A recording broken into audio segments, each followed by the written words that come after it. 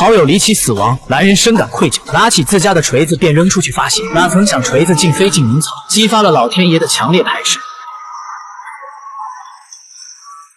早上一条关于小镇的新闻令马格纳惊讶，鱼图工业老板的汽车昨晚被人砸坏，可他惊讶的是，锤身上竟刻着自家独有的标志。随后他在电脑上测量了两点之间的距离，天哪，居然有 1.5公里！于是他又买了一把相同的锤子，蓄力向远方撇出，利用双腿测量着两点之间的距离。这次虽然没有之前那么远，但那也有541米了，这足以证明他拥有了超出凡人的能力。很明显，马格纳并不高兴，因为他怀疑之前好友伊索的死并不是意外，并且还有人偷偷潜入了他家。似乎在翻找着什么特殊的东西，可惜他现在并没有实质的证据。他找到伊索的父亲，想了解一些有用的线索，可对方目光躲闪，没有说出他知道的信息，甚至还一个劲的劝马格纳赶紧离开。马格纳不明白缘由，生气将他的车子推走。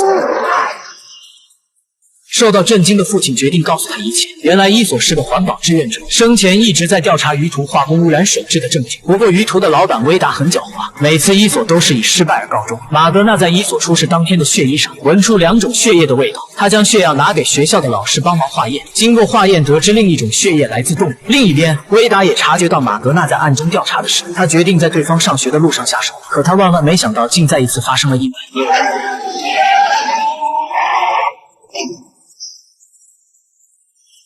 亲眼目睹的威达开心的提前开香槟庆祝。很快马格纳也被送到医院，经过医生对他的全身检查，发现他的每一个骨骼都健康无异样，甚至连一个汗毛都没有损伤。当威达得知马格纳没事的消息，决定设下鸿门宴请他吃饭，想验证他到底是什么材料做的。